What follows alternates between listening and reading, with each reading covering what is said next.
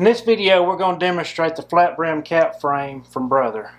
This cap frame will go on the 680 and as well as the 1055. It's probably the easiest cap frame on the market in a round cap frame to assemble to hoop your hat. Simply put it on the jig, it just slides right on.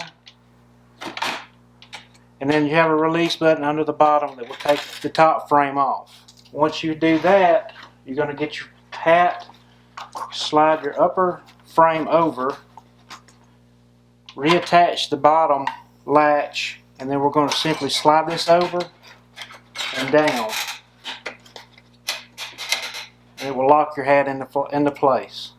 Once we have the hat hooped, we can take this off and put it on the machine. The advantage to this driver and hat frame system is for low profile hats and to get down close to the bill of the hat. But all we have to do to attach it to the machines, we're going to simply slide it off. We're going to take it to the machine. We're going to rotate it sideways. Once we have it in there, we're going to adjust it back around and click it on the machine. And we're ready to do a hat.